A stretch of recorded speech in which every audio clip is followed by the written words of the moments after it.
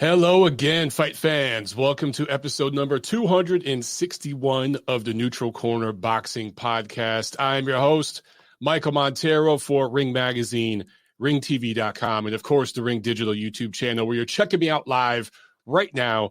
And as always, I remind you guys, please make sure that you're subscribed and please make sure you click on that notification bell.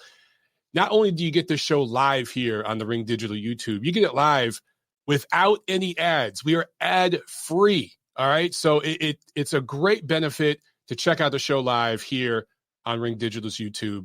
No ads. I can't think of any other major podcast in the boxing media sphere that does it ad-free, especially on a platform like Ring. So make sure that you're subscribed, click that notification bell, and of course, the audio pod on Montero on Boxing, all the different podcast platforms around the world. There will be ads on the audio version, but that helps me out. So if you want to check out the audio version later on, that's usually posted the next day. All right. So that will be out there tomorrow. All right. Again, this is TNC 261 for the week of April 10th. And we are going to be joined at some point during the show with, we're going to be joined by Jamel Semper Fi Herring, fresh off his TKO 6 win over Carl Frampton. That was no doubt the premier career-defining win of his career. Really, really good of him to be able to join us. So I know that he's super crazy traveling. He's back in the States, by the way, already. So he's probably super crazy jet-lagged, but he said he'll be on the show whenever he joins on. We'll bring him on and we'll chat with him about what's going on. Crazy, crazy options for top rank at 130 pounds. Of course, that includes Jamel Herring, who now I think you have to call him a top 3 player in that division based off that win over Frampton, who, by the way, retired right after the fight. We'll talk about that later in the show. And class act, Jamel Herring, sending him off, sending Carl Frampton off into retirement, gave him a ton of credit there right in the ring right after the fight. And then on his Twitter, if you don't follow Jamel, he's a great follow. One of the more interactive fighters, as far as being interactive on his social with fans and media, pretty much on a daily basis. But he was all class in victory. And we don't always see that in boxing these days. And Carl Frampton was all class in defeat. 2 of the class acts in the sport of boxing. Let's see on the chat. One of you is asking about, am I going to talk about Zoo on this show? Yes, I will. Absolutely. We're going to talk about Tim Zoo as soon as we get into the fight review. The schedule, look, we had a few cards last week. We got a few cards coming up this Saturday. None of these are huge fights this weekend, but some interesting matchups, man, including a really, really good test for Jaron Ennis. So I'm going to jump here into news and notes. Oh, before I do that, I should show you guys the latest issue of Ring Magazine. If you haven't checked this out yet, make sure that you do. Latest issue is out in stores.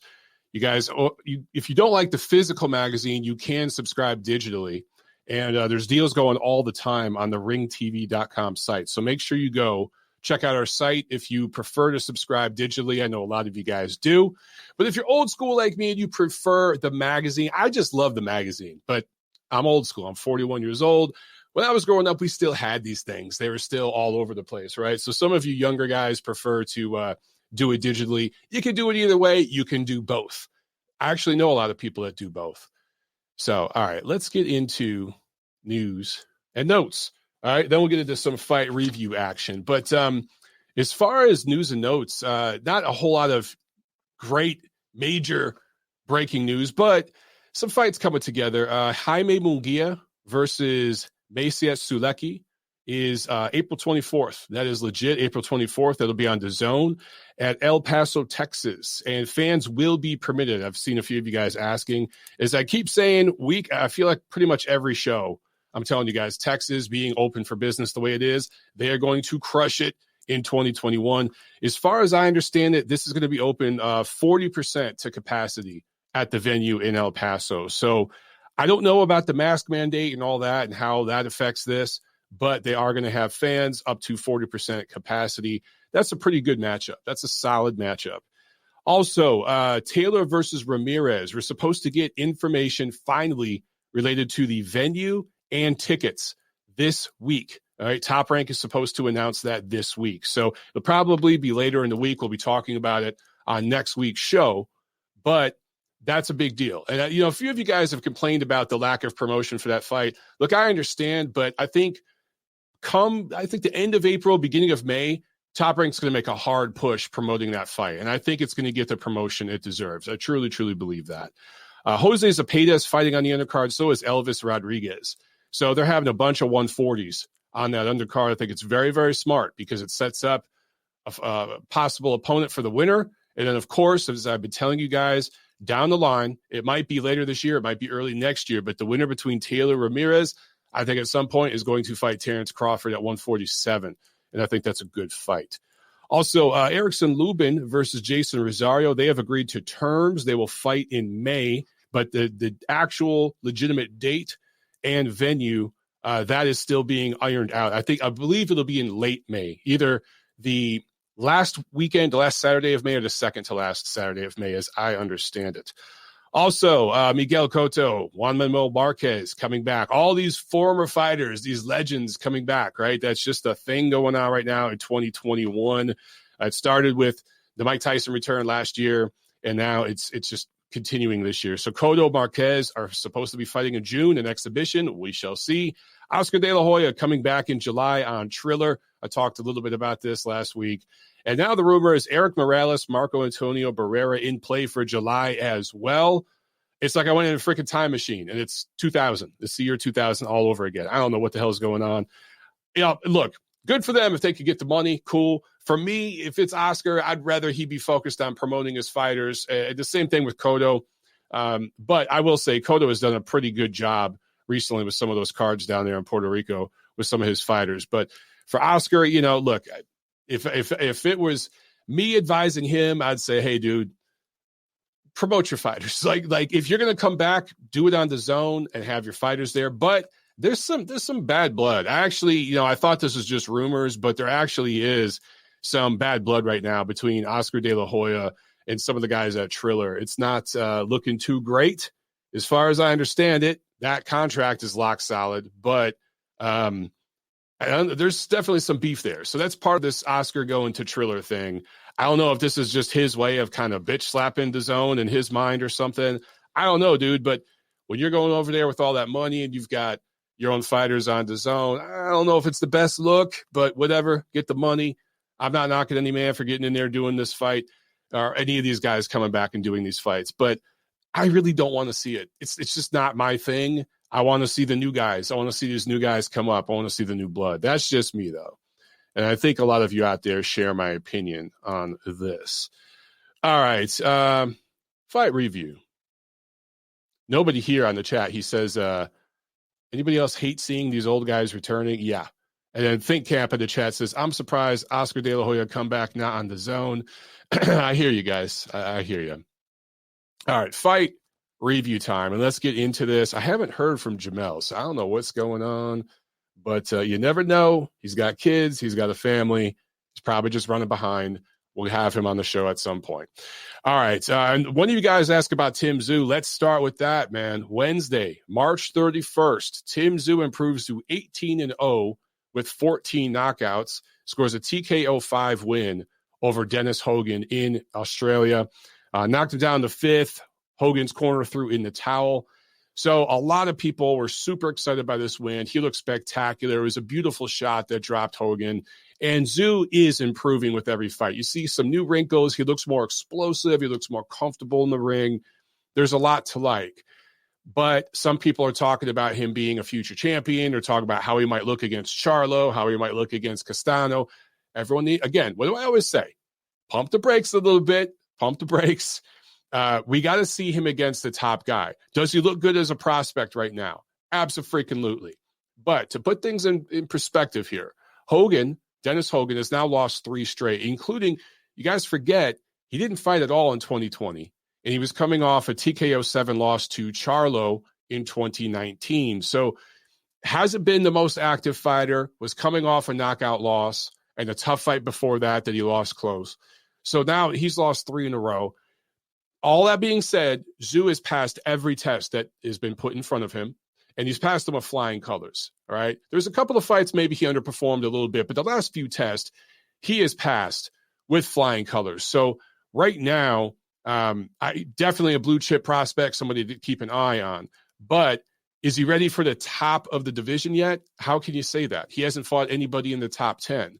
So this isn't the strongest division in the world, but it's top heavy. The top 2 or 3 guys, maybe 3 or 4, are very, very good fighters. And the top guy right now, Charlo, is an elite level fighter.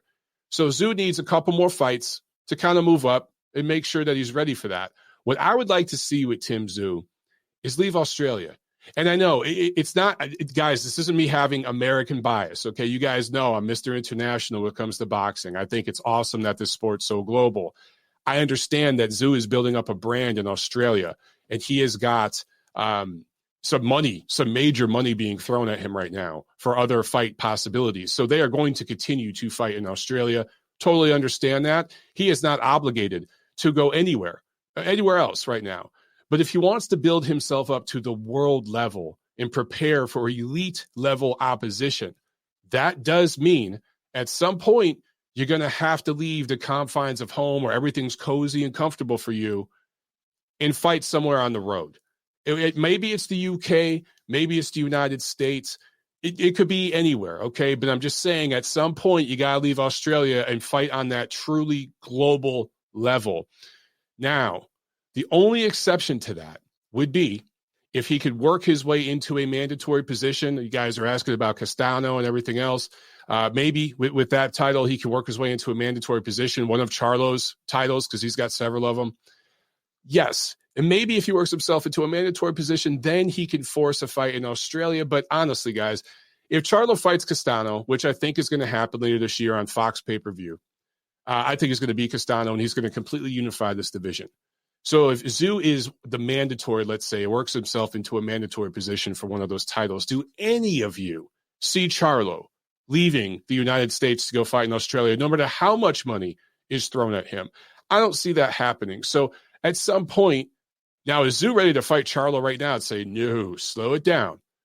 All I'm saying is maybe come to the States, maybe come to the UK, wherever it is, and fight a guy in the top 10, legitimate top 10, and beat him, show that you're on that level, and then build up the fight to Charlo, which most likely would be in Las Vegas or something like that. But he's a little ways from that right now.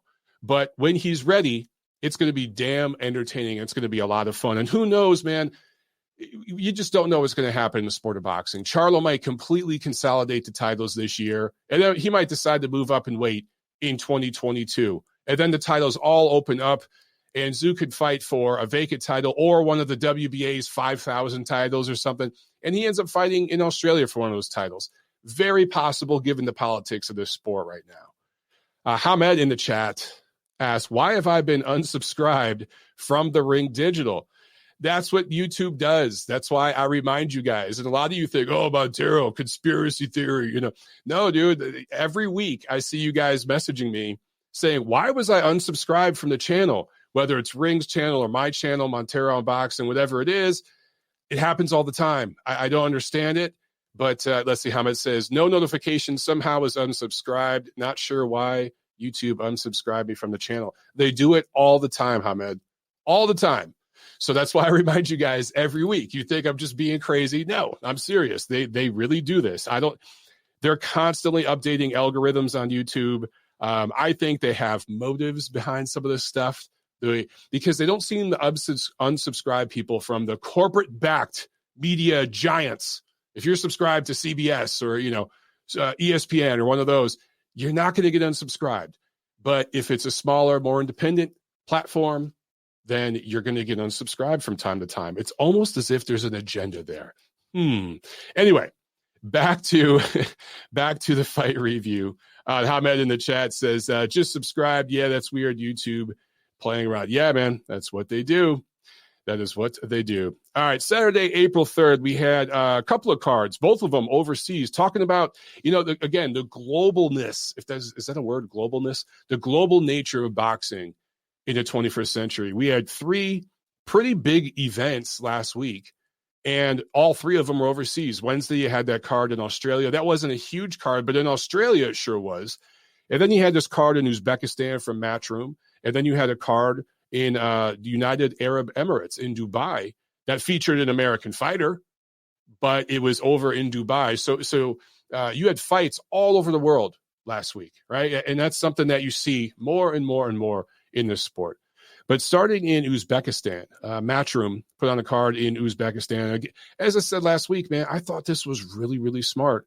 This was a smart move by Eddie Hearn, putting this on because there's so many great Uzbeki fighters that came out of those 2016 Olympics, and you're going to see more and more of them. Whenever the 2020 Olympics finally do happen, they're going to clean up again.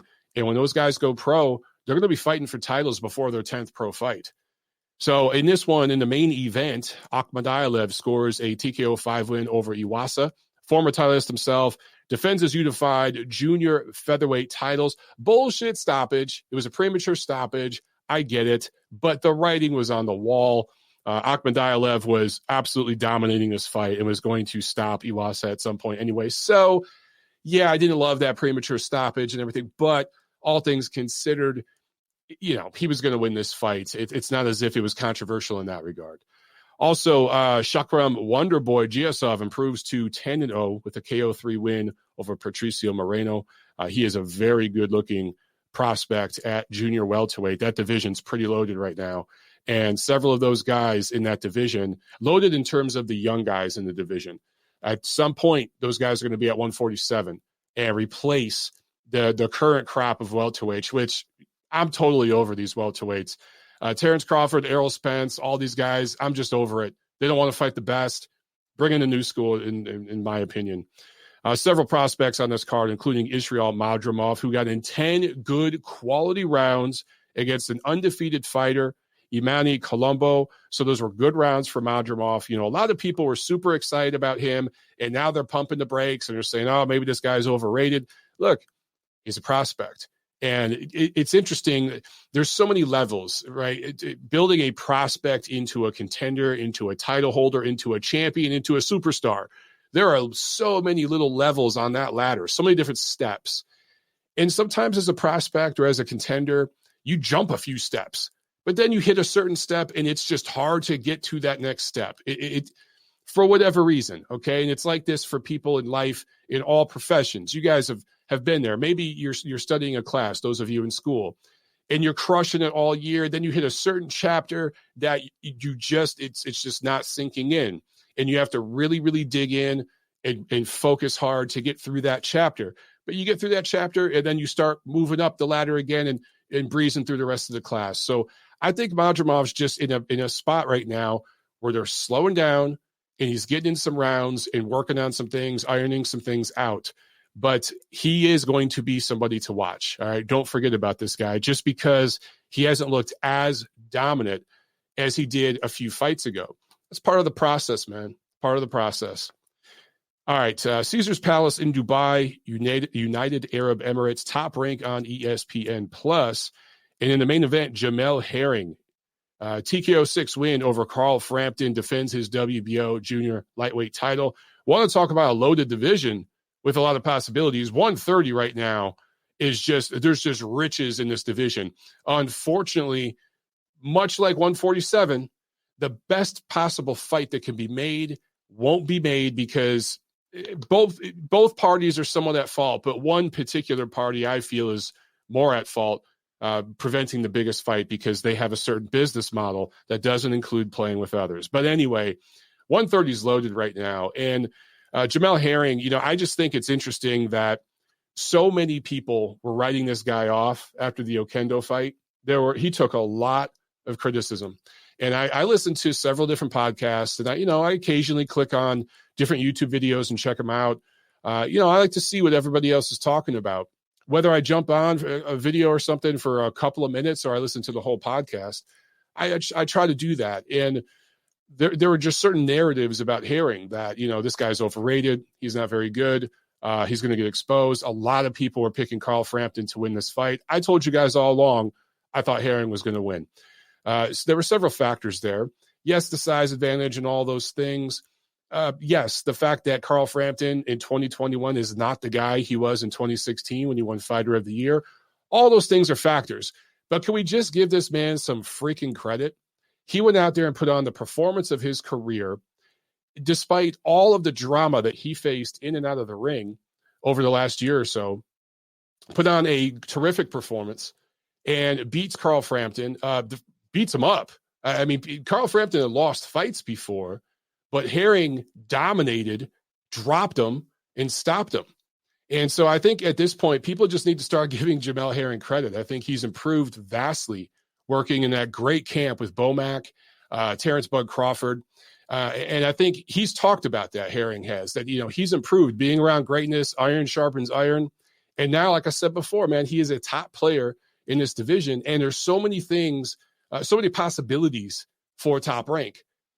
Does Herring fight his mandatory, who I believe is going to be Shakur Stevenson for the WBO title that he has? Or do they do a unification fight between him and Oscar Valdez, which I think is a much, much, much bigger fight? Will the WBO allow that? These are all the questions that come into play here, but I think he's sitting in a good position and he's earned it. He's worked his butt off. So actually, I think he's on the chat. Let me jump over here. My mouse keeps freezing up. Damn it. I can get my mouse here to reset, and then I'll click on, we'll get Jamel here on the chat. But yeah, man, I think he has earned this. And real quick, I mentioned this before. Carl Frampton retires after the fight. 2016 Fighter of the Year. Never quite the same guy after that in 2016. Obviously, 122 is his best weight. He was always a little undersized. But for Herring, man, you go back to 2016, 2017, you lost two of 3 fights. PBC had him fighting at 135. He wanted to fight at 130, but they had other plans. There were things they were trying to do with him at 135, where he didn't quite fit in the same way. And I don't think they believed in him as much. But he signs with Top Rank. They had a business plan for him, a business model, and it's worked. And so far, I think they had him fighting for a title within his 4th fight with Top Rank. It's gone very well. So let's get him here on the chat. All right, let's add him to the show. Mr. Jamel Herring, can you hear me, sir? Hey, please don't give me an NJP for being late. I was actually with the family rewatching the fight.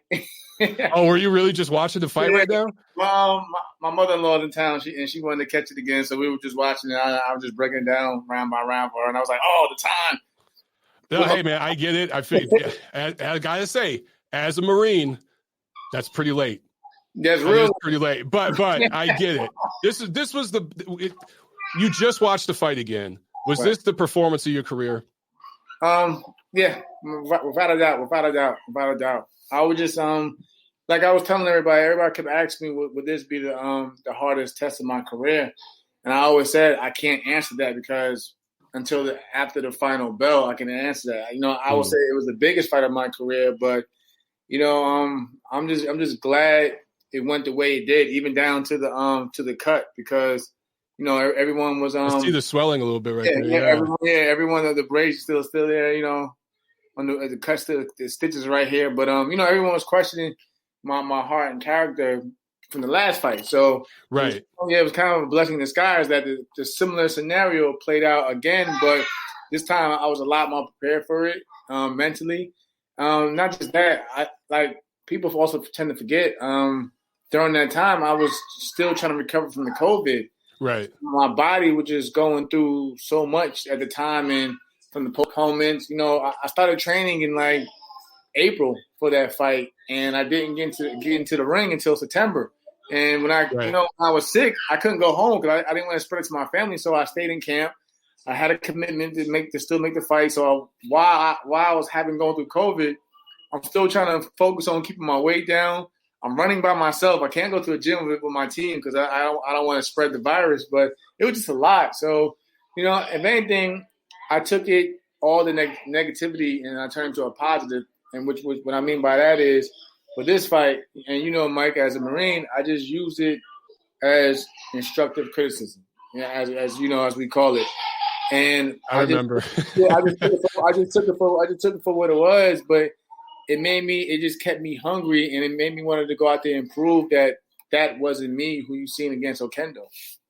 Yeah, you took so much criticism last year. I thought it was crazy. I know it pissed Jennifer off because I remember seeing some of her tweets and some of the things she said. She's a little upset, but she's calmed down. Still pissed off, right? Yeah. Yeah, she took it a lot harder than I did. But I know, and with boxing, sometimes you have to go through that. I mean, Yeah. Even the greats take criticism. I mean, look at Floyd. Floyd retired, still takes criticism.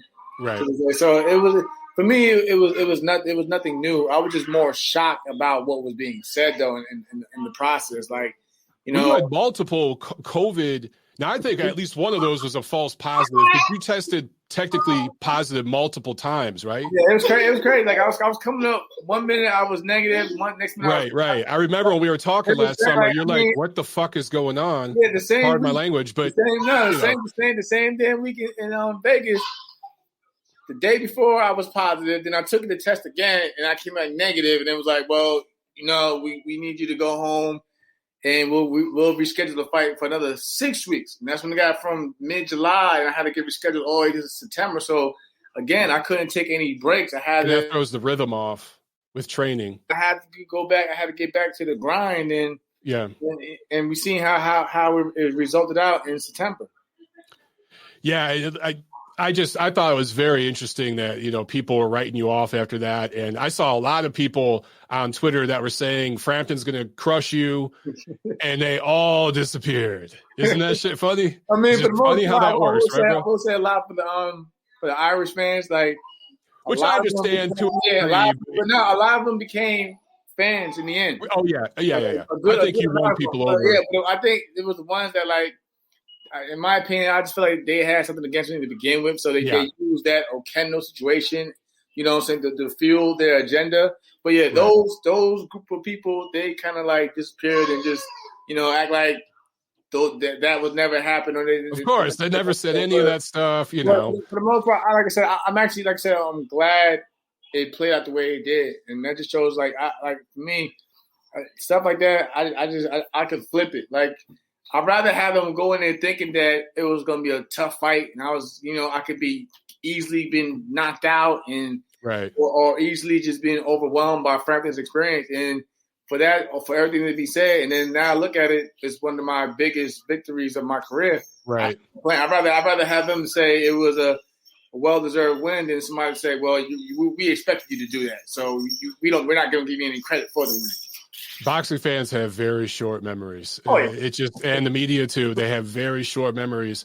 I want to ask you this because you've talked about it a little bit I've seen you talk about it on Twitter and in some interviews, just training with Bomac, training with Bud, how that has improved you, made you more confident, and not just training with them, but I think you use the same like nutrition people and strength and conditioning people Bud uses. How has that improved you technically as a fighter, would you say? Like many always said that, they always said I had the skill. I just needed someone to, to believe and drive me and just push me more in my career. And like when I got on, like you said, 2016, Frampton was having the best year of his career. Right. For me, on the other side though, people thought that was the end, the Dennis Shavakov fight. Right. To this day, I always credit that fight. But it's just a Marine Corps mentality. I credit it as a lesson. But that when I was going through that, I looked at it as when Dennis had literally put a beating on me. I'm not ashamed to say it. He put a beating on me.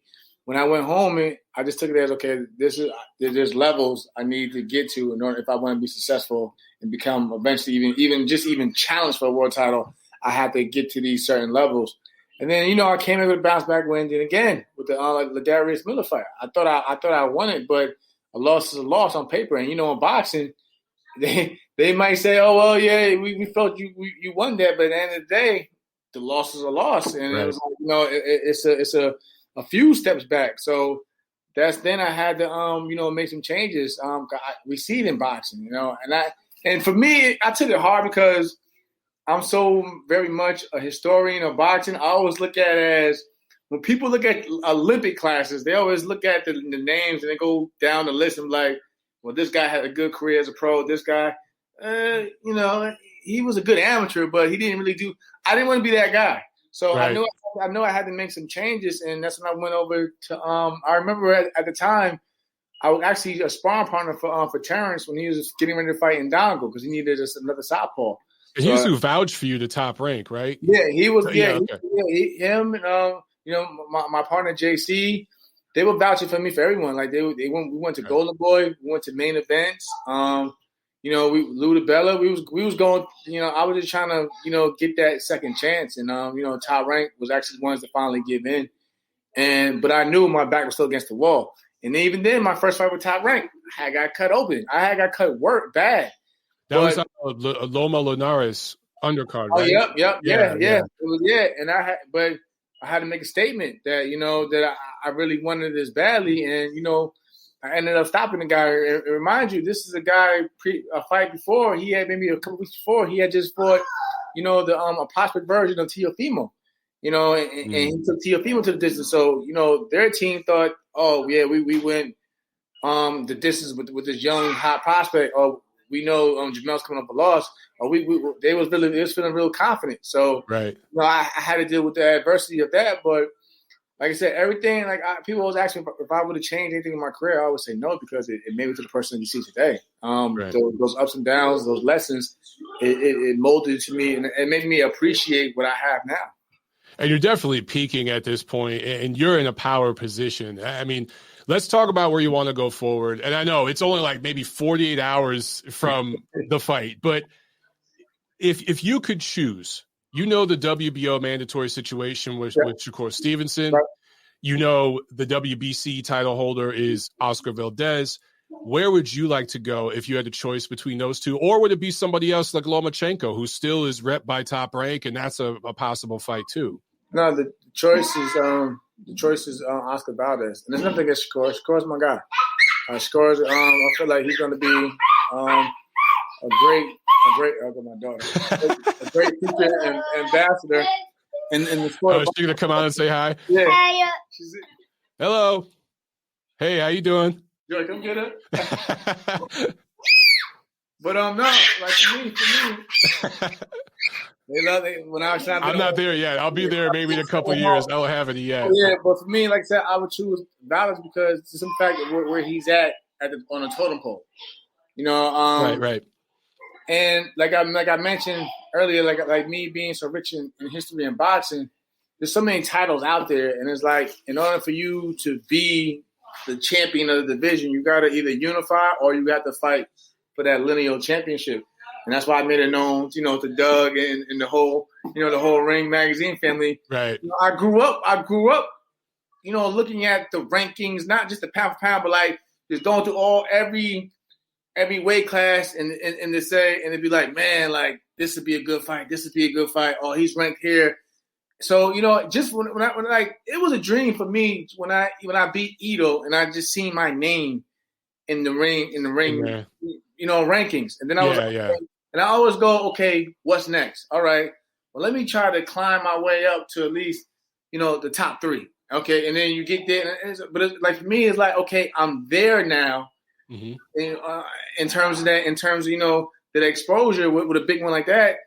And I don't care what anybody says. Like you see it, Mike, with all these titles around, it's like everyone's getting titles, but everybody can't get a hold of the Ring magazine title. Right. I don't care what they may say or criticize how it's ran or whatever, but everyone can't get a hold. Even the number one guy in certain divisions, he's not the Ring magazine champion because he didn't fight this guy or that. But so if I have the opportunity to fight this guy above me, whatever, and it puts me in terms of getting that Ring magazine title, why not? I mean, those opportunities are rare, and like people like, come on, like, and like I said, it's nothing against Shakur. Anything, like I said, he still has a long future ahead of him, but like, right, he's just getting started. Yeah, Oscar Valdez is hot right now. He just beat the guy that I was chasing since I got the title, and I give him that full respect. True. I give him that full respect. I said, I've never bashed Oscar. I said, hey, he's the man. Yes, I'm in the same division as him, but I'll say he's the man, but I would like to fight the man, because that's always been my goal. And you see, I've always been the underdog and doubted, but I thrive off of that. So even going against Oscar, I don't really mind. Just give me the opportunity to showcase and prove that I can be the best, at least in my division, before I move on. Have you talked to anybody yet about that? Do they know your plans, or have you talked about this before? Okay, so they know. So they're maybe working on this. They definitely know. I made it known even to my team with Bomac and down to even when I sat with MTK Global before I got in the ring with Frampton, what my future plans, what I wanted. After I got through with Frampton, what I wanted either at 30 or 135. But my thing has always been, I always want to fight for the lineal championship. I respect guys like Tyson Fury. I watched my stablemate Bud Crawford. He did it at 135 and at 140. He has tools. He has a fighter, and that's another thing also, Mike. I believe even like with the year that I started at now, and it's just something that I dream about. If I have the same success against a guy like Oscar Valdez with a great performance, that also at least no matter what anybody says, that just puts me in the conversation of being even fighter of the year. Because I looked at like how a guy that I admire, who I just beat, Carl Frampton, what he did, the Quake fight, the Santa Cruz win. So like the little guys still have chances to be to do great big things in the sport of boxing, and I'm just trying to map out my 2021. I'm like if I beat the man and I grab another another world title in the process of the WBC title, that's gotta at least put my name in the runnings for fighter of the year, and that shows I came from 2019 being a comeback fighter of the year. I had a rough 2020, but then I can go back and still be, potentially be mentioned as fighter of the year the following year after that. That's just it's for me. Like I said, same thing with Frampton over the weekend. For me, it's about legacy. Yeah, and that really would be turning all that negative energy into something very, very positive. And going into that Valdez fight, you're going to be the underdog. You already know that going in. So if you could pull that off, holy shit. I mean, listen, my good friend Errol Spence Jr., since the Olympic team, he always gave me the nickname Cinderella Man. And I really believe that that really plays even now as a world champion. I'm still fighting for my place at the table. But I don't mind. I'm not one of those fighters that cry and say I don't get the respect I deserve. No, I want things to play out to where later on the fans and the people will decide where I stand out in boxing. Mm-hmm. I don't like I said. I'm just happy with just winning. I'm just actually happy and honored just to be here as a champion, because most didn't even, like I said, after the Dennis Shapovalov fight, most didn't think I had a chance of even sniffing a title, let alone winning one, right, and successfully defending one. Because like my partner JC always says, we go by the old school monarch. You're not a real champion until you defend the title, and I defended it now 3 times. So I'm happy with that. And coming off this kind of win, let's face it, Jamel. Most guys in your position right now would want that tune-up fight. Oh, let me make some cash. Let me make some money off this. You're calling out the guy that many people think is the top guy in the division. So you're trying to walk right into that. That just shows the mentality that you have. That's just me. I want that next. I know also that'll be a big money fight too. But like you said, right, you do have the guy. You see, it's too many. You see it now. It's too much now. I need a tune-up fight. I need 8 weeks for camp. I need this. I need that. I need more money. Don't pay the bills. Okay, we get that, but those belts do bring in great revenue. In your pocket. And Speaking of belts, I'm sorry to cut you off, but I just thought, what if the WBO said that they would strip you if you fought Valdez? Would it still be worth it to you to fight Valdez? If the WBO said, "Hey, if you don't fight Shakur, we're going to strip you," would you still move forward with that fight? Like I said, I love Paco and WBO, but absolutely. Okay. I still, okay. Because I know people will ask that. It's nothing. And it's like I said, I'm not here to say that the WBO or the sanctions bodies is out here trying to control the fight, because they have been fair. They've been patient with the Frampton fight, so it's nothing against the WBO. If that's their ruling, that's their ruling. But for me, like I said, I'm fighting for my own legacy at this point in time, and I look at it as another world title being aligned with the WBC. But for the most part, I want the lineal, I want the Ring Magazine Championship at the end of the day, because because that right there also, even at the age and point in my career, that puts me years later in the conversation with the Hall of Fame at that point in time. Absolutely. And that's how I look at it. And that's how I'm looking at it. I'm not looking at it as, and there's nothing, like I said again, there's nothing against score. But with WBO and mandatory, that's just another defense. With the Valdez fight, that is a place and chance to make history. And that's how I look at it. Yeah, and the way I see it too, if Top Rank did it right and set up Shakur to fight the winner between you and Valdez, it makes that fight bigger for Shakur, makes that eventual fight bigger for everybody. But while talking about Ring Magazine titles, a couple of your fellow Top Rank guys, Josh Taylor, Jose Ramirez, are going to fight to completely unify 140. I wanted to ask you how you saw that fight, because you have a great boxing mind. You see things that a lot of people don't see. How do you see that fight playing out? I go back and forth. And okay, yeah, I do too. It's one of those fights. It's one of those literally. It's one of those pick'em fights, and yeah, it's like I said, like Jose, he could be a slow starter, like, as we know, but when he gets that engine going, you know, he can go. But you know, Josh has that real good pedigree, and that boxing. His boxing IQ is amazing. And you know, when I actually dissect. Josh doesn't even have like 20 fights yet, but his resume it's pretty good. Is stacked. You know, it's really stacked, and it's like he gets better every fight. So he actually learns from each opponent. But Jose just has that dog and that hunger, like I mean, in his own right. And I'm going to the fight. You know, I'm going to one. And because I enjoy actually being, I would be there, but Doug took that assignment because you know he's the editor, so he's like, I'm going. Everyone else, shut up. Yeah, so. But yeah, I go back to that fight a lot. With even my closest friends, I go back because I'm like, it's just a hard fight because it seems like Josh is really, really hungry, and Jose he's quiet. But I know him personally from working around him. And he's got that dog in him. Yeah, he's got that dog in him. So I'm just like, man, I really want to see how that one plays out.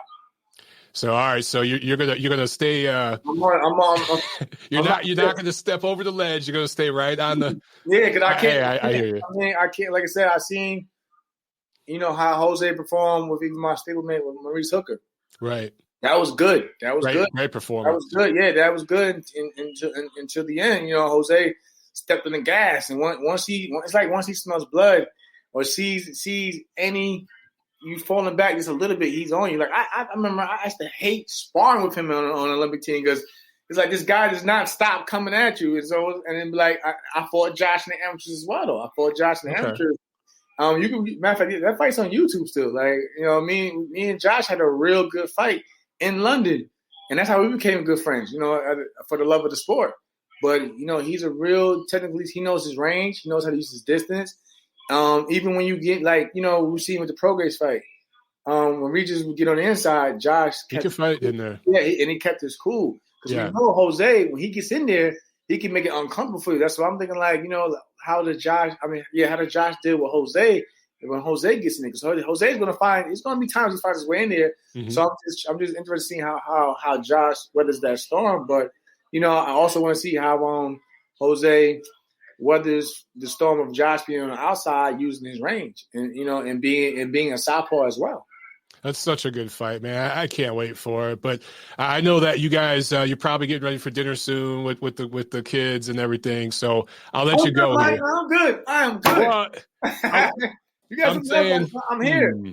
You're good? Oh yeah, you got to crack a beer.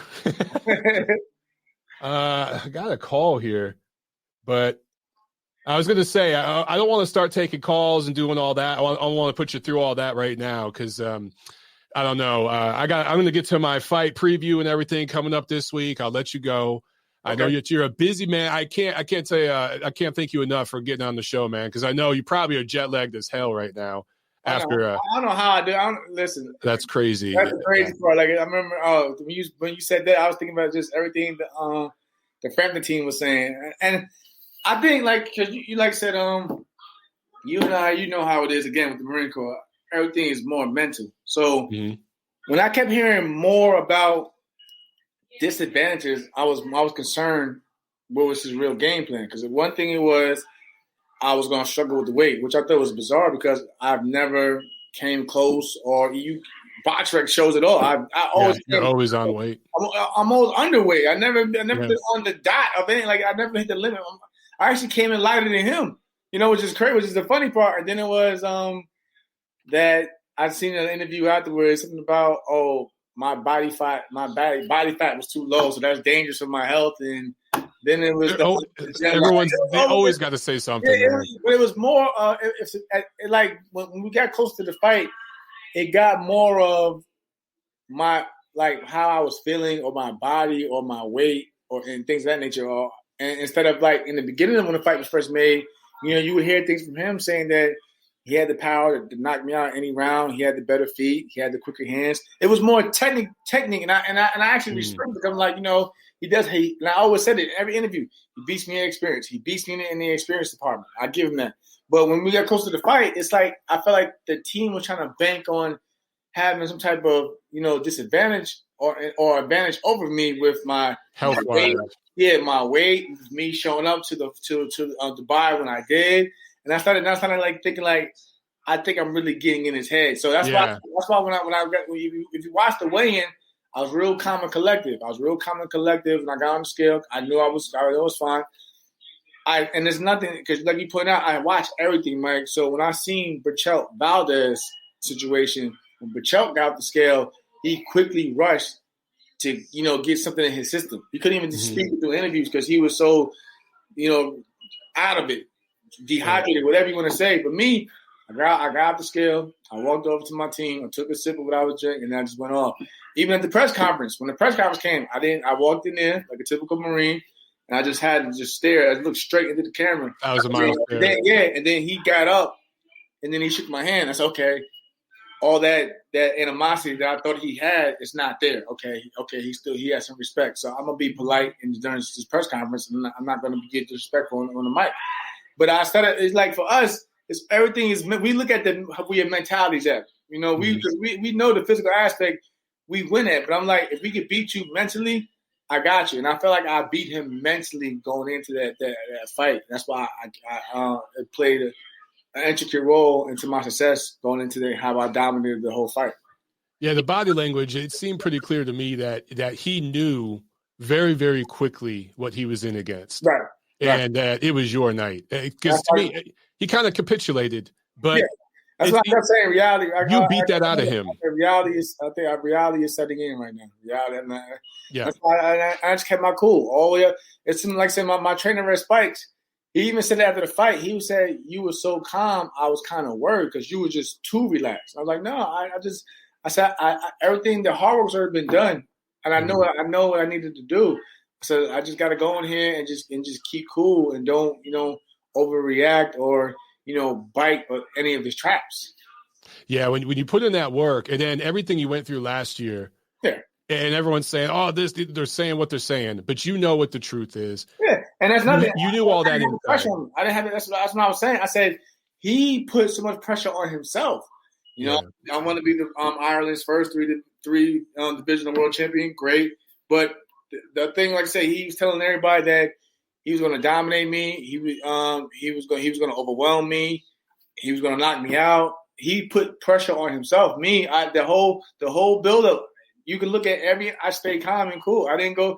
If anything, I just kept giving him his respect, his credit for what he's done in the sport. But I just said, hey, I believe that I'm gonna win, and I kept it short and simple. Everybody, when people press for it, are you gonna knock him out? Are you gonna do this? Nah. No, I don't believe Fury cheated. That's another thing. I had to bring that up because I seen a video. They said that I confirmed. Yes. I like, how can I confirm something where I wasn't at? I said. And I'm glad. How does this shit get started? Like for real, where does it come from? And I was one of the guys who said, if Fury cheated, wouldn't you thank Mark Breland for stopping the fight? Right. He was criticized for stopping the fight, for saving his fight. I'm like, so if Fury's supposed to be cheated, when you the same people that are saying Fury cheated are the same ones that also are mad at Mark Breland for stopping the fight. And that's the guy who got fired. The guy who, in my opinion, maybe not saved Deontay Wilder's life, but definitely part of it.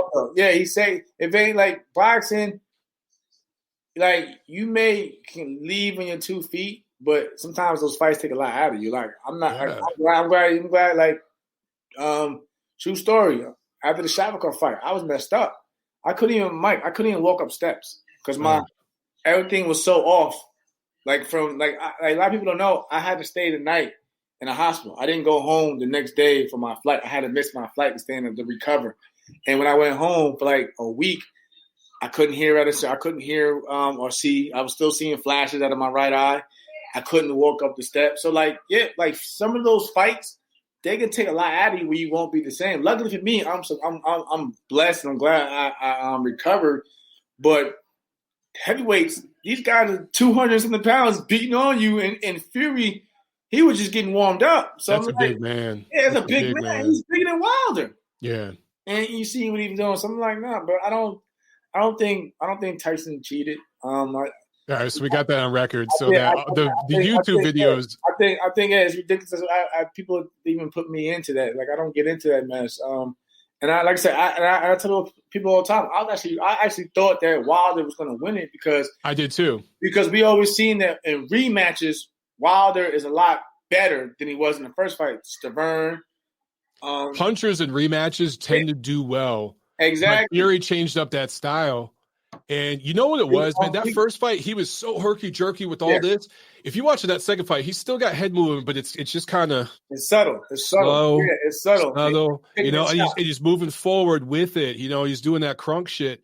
And it was so effective. I just don't see how Wilder can win that third fight. I mean, he could still land the right hand, but I got to favor Fury big. Hey, heavyweight division, everybody got that puncher's chance. Everybody got that puncher's chance.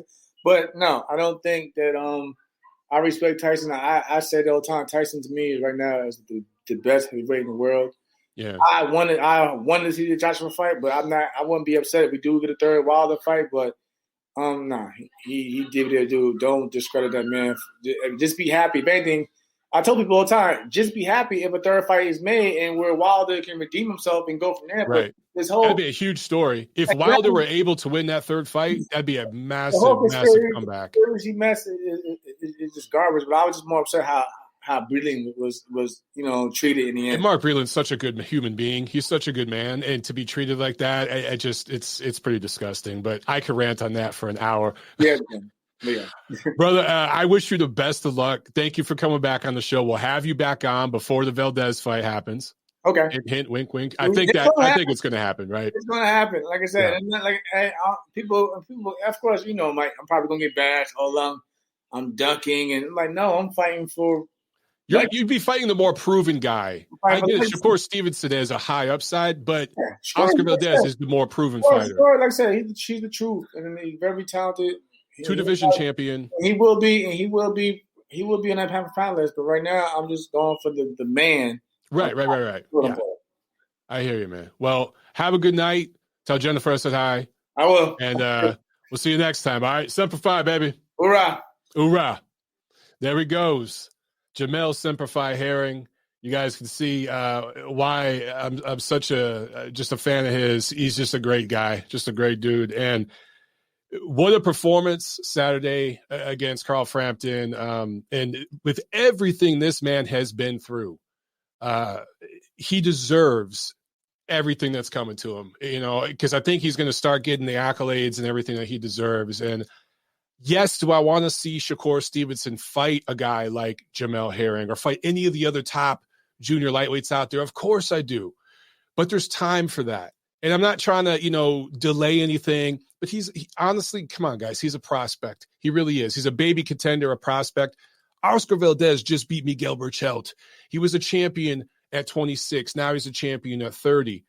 Jamel coming off this victory against Carl Frampton. This is the time to make Jamel Herring and Oscar Valdez, to make that fight. And I think that we're going to get it later this year. I think Top Rank will figure out some way, whether it's paying Stevenson step-aside money or doing a deal with the BO where the winner has to fight Stevenson next, or maybe he fights for an interim title in the interim while we see Valdez and Herring fight.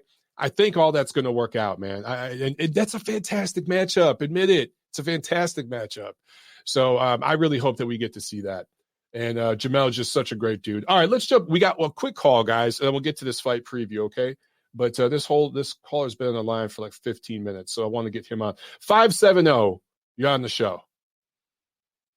570. Hey, thanks, Mike. You got me out of power cleans here. Power cleans. What's up, man? Is this Thad? Yeah. What's up, bro? Yeah, it is. Yeah. Hey, great call. You should have kept him on the line. He could have chatted and debated. But I don't know if you have three-way. But it's just a suggestion maybe next time. No, yeah, I could. He would have guest absolutely. one, Jamel has actually taken calls on the show before, so he would have been willing. I just didn't know. You never know when someone's calling in what they want to talk about, So I didn't know. Absolutely, yeah. With respect to what he was talking about, great win. I hope that fight's next up for him with Valdez. Shakur Stevenson standing in the way is ridiculous. He hasn't beaten anyone yet. He's a prospect. Right. Prospects should not be fighting for titles or holding titles if you want to develop. Once you hold a title, you should be fighting the best, period. That goes for Devin Haney and all these other guys. That's what's wrong with boxing, in my opinion. They're raising up these prospects holding titles, and they're blocking fights. Like we saw with Haney trying to block the fight with Lomachenko and Lopez. That was ridiculous. But here's my main points. DAZN had a couple fights on. A lot of prospects.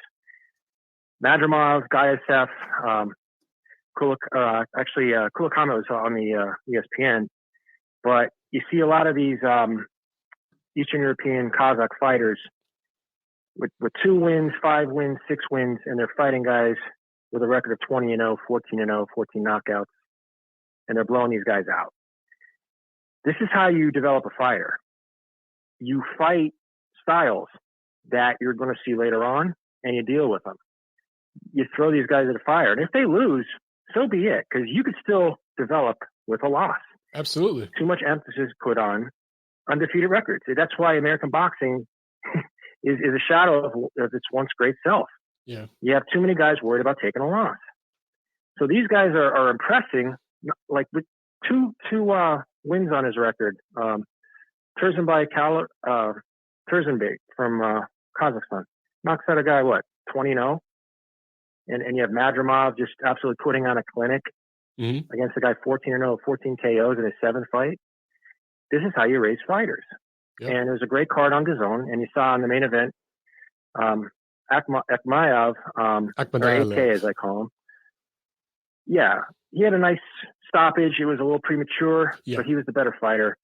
He's 9-0, and he's a world champ. Okay, unified world champ. And then this week you have right. I mean, this is how it's supposed to be. You're supposed to put the pedal to the metal when you're a prospect. And if you have that amateur background, which these guys have, you should just go for it right then and there. I mean, there is developing, but how much more can you develop when you fight the world-class opposition in the amateurs? So that's my gripe with American boxing right now, because you're going to see Jaron Ennis coming up. He has like 26 fights. He hasn't fought anybody. He's fighting Lipinets, who's a lighter weight guy, smaller guy. You should blow him out. But he should have been fighting him a year ago or 2 years ago. So it's a process that's taking so long. It's like record padding. You saw it with Wilder, and you see how that turns out. And now through the rumor mill today, you see Michael Benson putting out a tweet that said, the rumor is that Wilder might be fighting Juan Negron. I don't know what to think about that. Yeah. So just for the people listening who don't know, Michael Benson and a few other people on Twitter tweeted that the rumor is Deontay Wilder is going to fight. Who is it again? I can't remember who the opponent is. Juan Negron. He was knocked out. Puerto Rican fighter by Brazil, who was just beaten up by. He's a level below Dominic Brazil, and that this is supposed to be on pay-per-view. I think Fox pay-per-view in July. Now I haven't heard anything about this. June. Yeah. June. Okay. Yeah. That tells you how much attention I paid to it. I don't even know which month it was or the opponent. Right. But look, at some point, Deontay has to come back. I do know that there was talks about him fighting Charles Martin, and that actually was legitimate. They were exploring that. But this, I don't know. I really don't know if that. If they're really going that direction, it's going to tell you a couple of things. Number one, Deontay Wilder is finished. His mind just isn't there. I mean, I'm going to say he's going to be Michael Grant after the Lennox Lewis defeat. He got knocked out in the first 10 seconds against Jamil Big Time McCloy. You remember that? Once you're exposed, and Wilder was exposed. He was beaten to a pulp, and like you said before, Breland saved his life. He really did. And once you're exposed to that nature, where you cannot deal with a pressure fighter and moving backward, he can't fight going backwards. Every fighter knows that now. So yeah, but how many fighters can do what Tyson Fury did? I mean, honestly, I think Anthony Joshua Not a Wanda can. grown. Yeah. Oh, yeah. Course. The top 10 easily could. I don't know about the top Otto 10. Wallin I don't know about the Wilder, top 10. He'll box. Well, I'll tell you right now, Otto Wallin would box Wilder's head off. But his But people he can't aren't hurt going to him. put him in with anybody like that. It's going to take somebody that can hurt. Wilder takes a good punch. Wallin takes a good Wilder punch, but by, he doesn't fighters. have power. Wallin doesn't have power himself. And Wilder is the faster, more athletic guy in that matchup. So it would be interesting, though. I'll give you that. He's faster athletic. Huh? Yeah, he doesn't have a chin. And we saw that with Harold Sconiers. I mean, he dusted Wilder off long ago, and that chin was always exposed. Again, it's just going to come down to protecting Wilder at this point. And that shows me that PBC is just looking to cash this guy out. And if they think the fans are that stupid, what does that say about the fan base at PBC? If they think they're executives who have, doctorate degrees in business economics, okay, some of them, if they think the fan base is that stupid to pay for a pay-per-view against Wanda Grown, that tells you something. That's a scary, scary prognosis in American boxing if that's the case. That wouldn't be a fight. That wouldn't be for the fight fans. That would be a card for Deontay Wilder fans. That would be Deontay Wilder fans. Oh, absolutely. To watch it. And maybe that does 100, 200,000 pay-per-view buys, and maybe that's all that they would need to pay everybody. But again, we're talking about the hypothetical. I think at some point, I do think that. I don't know if at some point we'll get the third fight between Fury and Wilder. I don't know if it'll be next or not. It comes down to economics and everything else. Yeah, I don't see it coming down. Yeah. I see Fury fighting AJ and then maybe a rematch, and then I think he retires. I just don't see anything else out there for him. What else can he do more? He could fight Wilder? Andy Ruiz. If Andy Ruiz is going to beat the hell out of Chris Arreola, and that fight shouldn't be happening either. It shouldn't be happening. It shouldn't be on pay-per-view. All that being said, it's going to be a fun crowd, and it's going to be an entertaining fight just because of the styles. I worry about Chris Arreola's health, but yeah, he's going to get paid well. Too. This is his retirement check. But Wilder, that's the thing, man. Wilder doesn't need a third fight with Fury. I don't know why they'd even want to be in a rush to do that. He could fight somebody like Andy Ruiz. Now, Andy might beat him, but Wilder might beat Ruiz. And that would be a pay-per-view fight. It might do 300,000 buys, and it makes some money.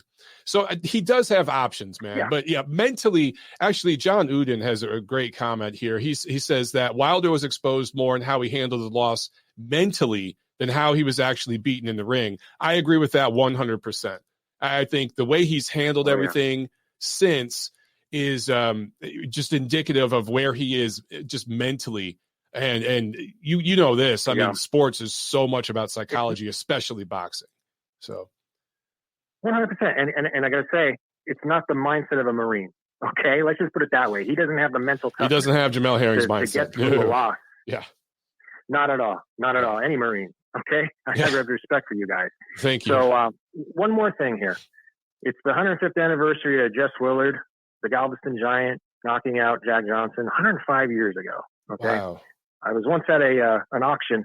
They had a ticket stub for that. It was like $800, and I lost out on the bid. But there's a lot of history there. People should realize boxing is one of the richest traditions in American history. So, absolutely. With that being said, I'm looking forward to Joe Smith. I think he has the best chance to beat Beterbiev. After seeing Beterbiev after COVID, he's a live dog. I think he beats Maxim Vlasov, and we'll see. We might have an American-born light heavyweight champ very soon. That'd be something. That would be something. Yes, it would. So, all right. Well, thanks for the time as always. Yeah, great man. Good stuff, and get back to your power cleans. Will do. All right, man. Bye-bye. Have a good one. All right, there he goes. I forgot to. I didn't even see this during the interview, but Doug Fisher was on. Doug left a couple comments here, so I just want to get to Doug's comments because Doug says, "We heard you, Jamel. We heard you. Look for an advancement in 130-pound rankings this week. Yes, sir. That is definitely happening. Gotta love Herring's mindset. Let's see here. And Herring is thinking about legacy for real respect. Yes, sir. Yes, indeed. All right. So Doug Fisher checking in on the show. Awesome. Thanks for listening, Doug. Thanks for getting on the comments. All right. Now it is time for fight preview, ladies and gentlemen.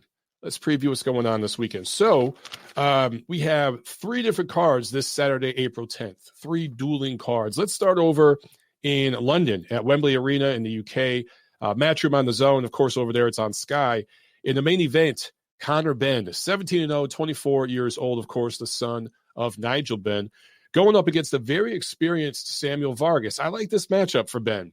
Vargas, yes, he loses when he steps up in opposition, but he's fought everybody. You look at everybody right now. I mean, he's fought several guys who were prospects, who are unified world champions right now. So his level of experience, Benn going up against this level of fighter, I like it. Also, some women's boxing. I know. I hear some groans from some of you, but I got to talk about this. Shannon Courtney, 6-1, going up against Ebony Bridges, 5-0 for the vacant bantamweight title. Now, I bring this up because it is for a vacant title, 118 pounds, but also because Ebony Bridges takes a lot of heat from people that say that she gets too much love, and that it's because she's a good-looking woman. She's very attractive physically, and more than that, she's got an attractive personality and markets herself well. She does wear skimpy outfits at weigh-ins. She does post workout videos in skimpy outfits. Basically, she does the Instagram model thing, and she can box a little bit.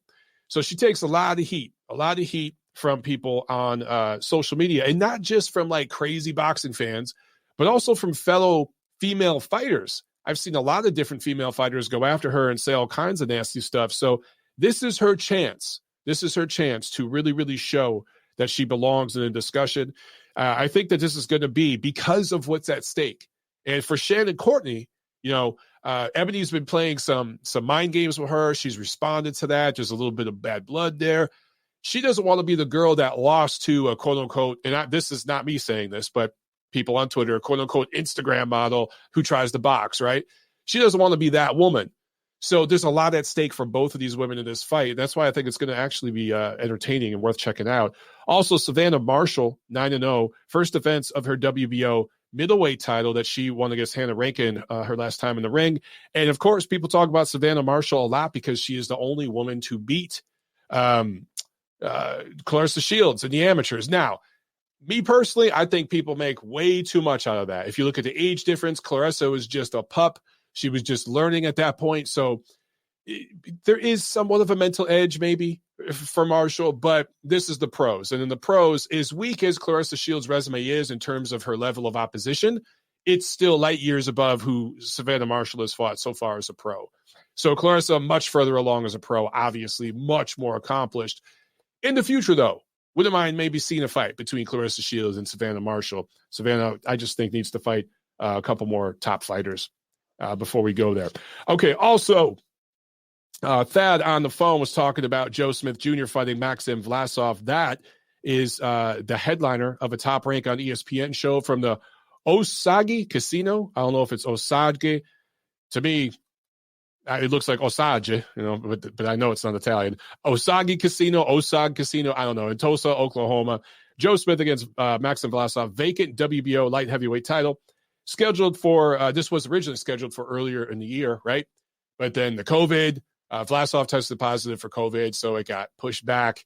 And now we are going to get it. So I think a lot of people are thinking Smith is just going to plow through Vlasov. I actually think this is going to be a competitive fight. I favor Smith, but Vlasov is experienced, man, and he fought at cruiserweight for a long time. He's fought a lot of big, strong, athletic fighters, and now he's crunched back down to 75. As long as he's doing that in a healthy way, he can handle power. And so, therefore, I think this is going to be a competitive fight.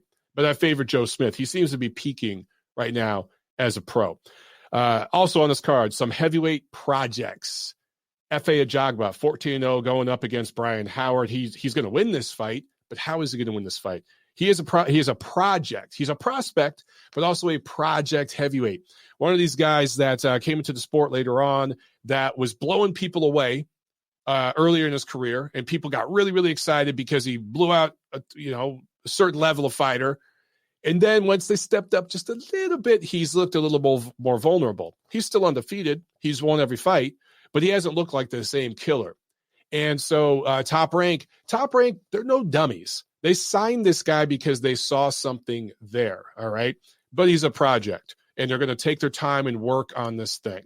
Same thing with Trey Lippe Morrison, Tommy Morrison's son. He's 16-0 versus, right now, TBA doesn't even have an opponent right now. So he's going to win, and whoever they get for him, he's going to blast him out there in 2 or 3 rounds. But he's very much a project heavyweight as well, where they're going to take their time. Obviously, being Tommy Morrison's kid, there's a marketability factor there, but they got to take their time and build him up the right way too. So that's the Top Rank show. And of course, PBC on Showtime, they have a great main event. Mohegan Sun Casino on Cantsville, Connecticut. Jaron Boots Ennis, 26-0 out of Philadelphia. Blue chip prospect all the way. As the caller Thad referred to a few minutes ago, people have been waiting for him to step up. Part of that has been people not really in a rush to fight him. Part of that has been his management taking their sweet-ass time. It's a little bit of both, but now good step-up opponent here against Sergey Lipinets. Of course, this is a welterweight fight. Lipinets, his only one loss was to Mikey Garcia. Absolutely no shame in that. He's never been stopped. I'm going to make a bold statement here and say that Jaron Boots Ennis stops Sergey Lipinets. And I don't even think that's like a big, bold statement. Actually, now that I'm saying it out loud, I think most people expect Ennis to win this fight in pretty dominant fashion. But to stop Sergey Lipinets, that's saying something, because no one else has been able to do it so far. But he's been in just enough tough fights where he's taken a lot of punishment. Didn't look particularly great his last time out in the ring. I think Ennis is going to stop him, man. I think he's going to look really, really great in this fight. Also on this card, 2016 Lithuanian Olympian who now fights out of Oxnard, Imantis Stanionis, 12-0. This is a welterweight prospect, another welterweight. Smart move by PBC to put these two young welterweights on the same card. He's going up against Thomas Delorme, who is a very experienced fighter. He's lost when he steps up, but a very experienced welterweight. Been in there with some top guys, so this is a really nice step-up fight for the Lithuanian. I like it. And Jerwin Ancajas going up against Jonathan Rodriguez, defending his junior bantamweight title that he won in 2016. He's had a somewhat disappointing title run. As loaded as the 115-pound division is, with all these great top fighters who are all fighting each other, doing this round robin, Jerwin Ancajas is kind of sitting over here. He's fighting pretty often. He's fighting 2 or 3 times a year. He's defended his belt multiple times. He just ain't fought nobody. We need to see him in there against the other top guys in this division. He had no fights, of course, in 2020. So he's had, prior to that, 2017, 18, 19, like I said, kind of busy, fighting a few times a year. But it's a loaded division. There's all these other great fighters. Fight one of them. So he's going to win this fight here. Cool. After that, start calling out some of these other names, man. Estrada and Chocolatito just fought for the second time. They're going to fight for a third time later this year. We've got Ioka. We've got all these other fighters. McWilliams Arroyo's still around. Who am I forgetting? Carlos Cuadras. There's all these guys still around. Call one of them out. Fight one of them. Because I think Ancajas is talented. I just want to see him against one of these top guys. Okay. Let's we have a super chat. Let me jump over to that real quick. Super chat pledge from Trent Nonpareil. Thank you so much, Trent. He asks, is Benavidez on standby if Saunders pulls out, or fake news? Ha, that's pretty good. Congrats to the Uzbeks and Herring. Big weekend. Yeah, I know Trent is a big follower of Uzbekistan boxing. He knows all the guys coming out of there. Keeps up with the amateurs too. And this was a big weekend for them. Great card put on by Matchroom, and it's just a smart idea, and I hope we see more of that and keeping those guys busy and building them up. Definitely congrats to all those guys who continue to win and are challenging themselves, and of course to Jamel. I agree with you, Trent. But Benavidez, now he's not on standby. I don't think Saunders is going to pull out. There's no shenanigans with the 50,000 tickets already sold for Canelo Saunders. That fight is definitely happening May 8th in Texas, in Dallas. Unfortunately, I'm not going to be there.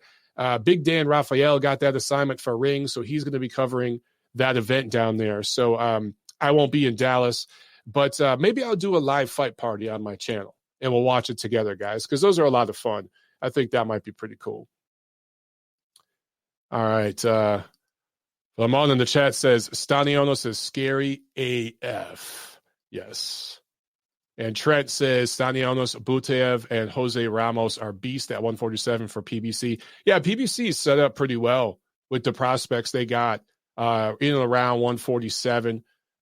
So they're set up real well. Look, man, there's some really, really good young fighters coming up in this sport right now. I mean, I'm excited to see some of these younger guys start coming up and having their chance. And I think that you're going to start seeing them come out more in 2021. Unfortunately, with these older guys coming back and everything, you know, that's going to delay some of that growth. But for the diehard boxing fans, look, man, Ennis is stepping up. We recently saw Garcia step up, you know, so these guys are stepping up and taking on better fighters. The fighters from overseas, they're still doing their thing. And the guys from Eastern Europe, Central Asia, they come up real fast. And some of these young American guys and from different parts of the world, like Trent said, Stanionis, Butev, Ramos, all these guys in the next year or so, we're going to see them really, really start to step up and take on some really not elite level opposition, but almost elite. And that's an exciting time, man. So, all right, let's get that intro music going. I don't know if I told you guys, my brother produced all this music we have on the show, so it's nice to play this stuff. But let's see. We'll leave on a negative note. W. Riles is talking about Ebony Bridges, saying she's on OnlyFans. She is making a mockery. Shannon is also a horrible boxer. Well, damn, you just don't like that fight this weekend, do you? Well, you'll have to watch it. I'm going to check it out. I think it's going to be fun. Lamar in the chat says, Keyshawn Davis is the future of boxing. He did well again last weekend. Yes, thanks for reminding me. He got in 4 rounds, which was good. He got in some work this past weekend. But, yeah, man, he's going to be a really, really good fighter. Mandeli CA asks, any news on Triple G? Haven't heard much since his fight in December. No, haven't heard shit. I don't know what to say about Triple G right now. It's disappointing, and it's kind of sad, honestly, guys, because my man Steve Kim tweeted about that over the weekend, I think, or maybe late last week, talking about what a fun ride that was for a few years there. And for me, fortunately, I got to be like a part of it. But it seems like the ride is over. I don't know. We'll find out. All right, guys. Have a good one. We'll do it again next Monday. I'll see you at the fights.